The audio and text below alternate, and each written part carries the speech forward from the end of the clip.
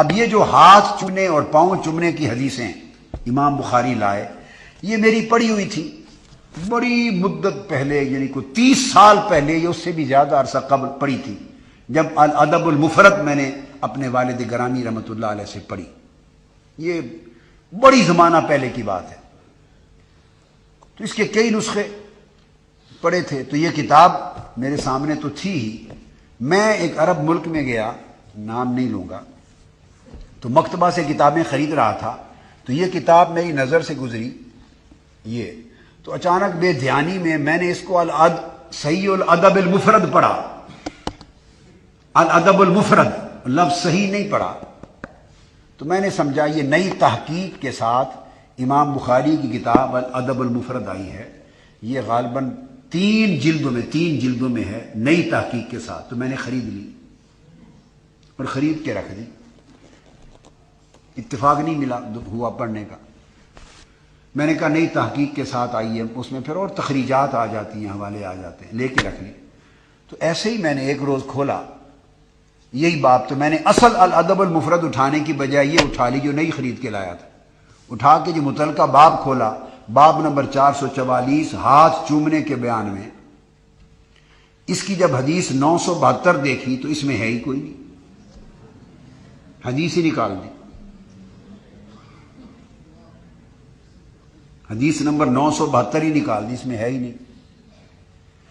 پھر میں بڑا حیران ہو گیا، اور یہ جو اس کی تحقیق کرنے والے ہیں وہ ایک عصر حاضر کے عالم ہیں، پتہ نہیں شاید فوت ہو گئے ہیں، البانی صاحب اس کو کہتے ہیں، محمد ناصر الدین البانی۔ عرب دنیا میں جائیں تو آپ کو حدیث کی تقریباً ہر کتاب پر ان کی تحقیق و تخریج ملے گی، ہر ایک کے نیچے انہوں نے حوالے بنا دیے ہیں، جو عقیدے کے خلاف ہے وہ سب موضوع کر دیا، ضعیف بنا دیا، جو مطابق ہے سب صحیح کر دیا۔ خرد کا نام جنو رکھ دیا، جنو کا خرد، جو چاہے آپ کو اس نے کرشمہ ساز کرے۔ پھر میں نے آگے دیکھا تو آگے جو حدیثیں آپ کو بتائی ہیں، حدیث نمبر 974، جو صحابی تابعین صحابی کے ہاتھ چومے تھے، وہ اگلی حدیث حضرت انس کے ہاتھ چومے، وہ بھی نکال دی ہے، وہ بھی اس میں کوئی نہیں۔ پھر میں نے آگے دیکھا حدیث نمبر 975 تقبیل الرجل، پاؤں چومنے کا باب، وہ سارا باب ہی عنوان ہی نکال دیا ہے، وہ باب ہی نہیں ہے، عنوان ہی نکال دیا ہے۔ اس میں جو حدیثیں وہ 2 لائے تھے، حدیث نمبر 975 اور 976، 2 حدیثیں امام بخاری، دونوں حدیثیں نکال دی۔ جب باب ہی نکال دیا، عنوان ہی نکال دیا، دونوں حدیثیں بھی نکال دی۔ اب حدیث نمبر، یہ تو میں صرف ایک مقام بیان کر رہا ہوں، اور میں نے جب غور سے دیکھا تو باب نمبر امام بخاری کی الادب المفرد میں 444 تھا، ہاتھ چومنے کا باب 400، اور یہ تیسری جلد ہے، اور پہلی جلد سے جو خلاف ان کے عقیدے کے خلاف تھا وہ باب نکالتے گئے، باب ہی نکالتے گئے، پورے نکالتے تو جب یہ اس سے آگے ایک باب ہے پیچھے، بیٹی کو چومنا، صاحبزادی آئے، آقا حسیدہ عالم فاطمہ الزہرا آتی تو آقا علیہ السلام چومتے۔ باب الرجل یقبل ابنتہ، باپ بیٹی کو چومے، پیار کرے۔ یہ باب نمبر 443 ہے، 443 نمبر، چیپٹر نمبر 443۔ تو وہ نکالتے اب باب انہوں نے یہ بیٹی کو چومنے کا باب رکھا، اور اس کا باب نمبر 399 ہے، یعنی یہاں تک پہنچتے وہ 99 11 یہ ہو گئے اور 43 اوپر ہو گئے، 43 اور 11 54 باب اس حدیث تک پہنچتے امام بخاری کی الادب المفرد میں سے 54 چیپٹر نکال چکے تھے۔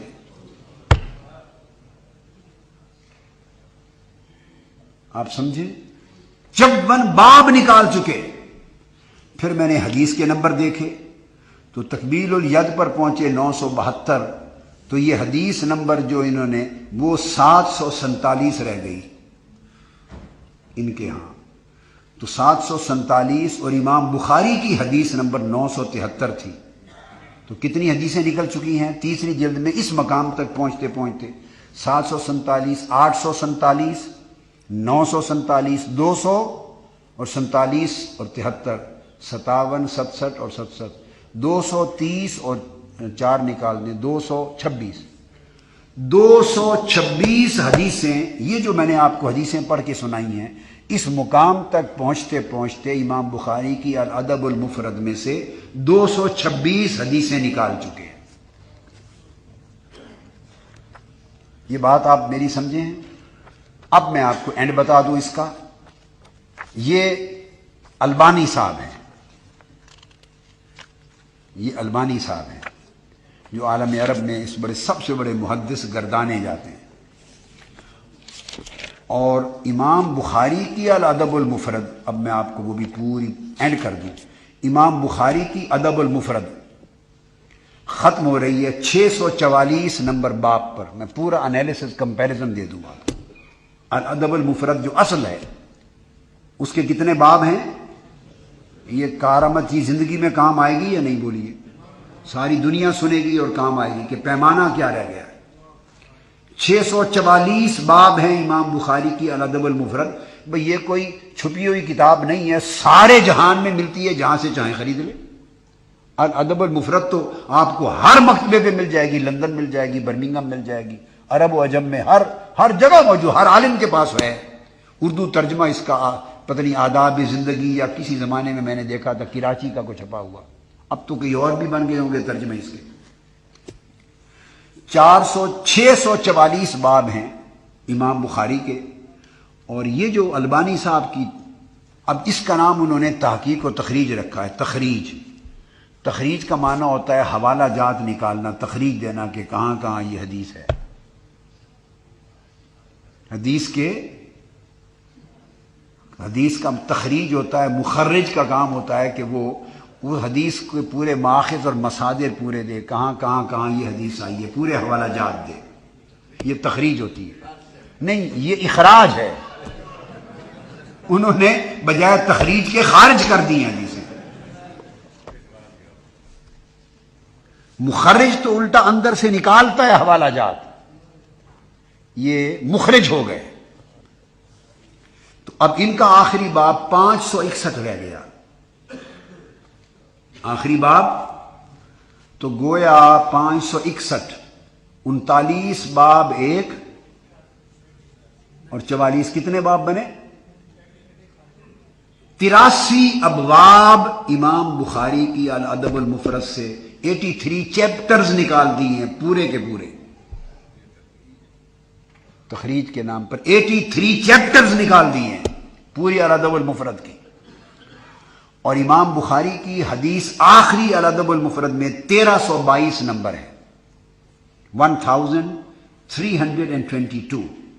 1322 آخری حدیث ہے الادب المفرد امام بخاری کی. اب یہ جو میں خرید کے لا بیٹھا، اس میں آخری حدیث امام بخاری کی عرض میں جو بچ گئی وہ آخری حدیث نمبر 993 ہے. گویا 1301 اور 22 اور 7 30 ہو گئی. کتنی؟ 30. کتنی؟ 330 حدیثیں تقریباً. 329 330 حدیثیں. کتنی؟ 330 حدیثیں امام بخاری کی نکال دی ہیں. تو چھوٹے اماموں بیچاروں نے وہ کہاں بچیں گے؟ اب کوئی جواز رہ گیا اس بات کا کسی کا جی ہمیں امام بخاری سے دکھائیں کہ امام بخاری نے لکھا ہے؟ تو بخاری کو کون مانتا ہے؟ وہ امام بخاری کو بھی تب مانے اگر وہ ان کے مطابق لکھیں. اگر وہ ان کی کوئی چیز ان کی، اور خدا کا شکر صحیح بخاری پر ابھی ہاتھ نہیں پڑا. الادب المفرد. اب یہاں ایک نقطہ بیان کروں. اب بہانہ کیا، میں نے پھر غور سے میں بہت پریشان ہوا. دیر تک تو میری سمجھ میں نہیں آیا کہ یہ بددیانتی کی انتہا ہے. اگر یہ کام حدیث کی کتابوں سے ہونا شروع ہو گیا، یہ کام کتب حدیث کے ساتھ، تو 100 200 سال استغفر اللہ الامان الحفیظ تو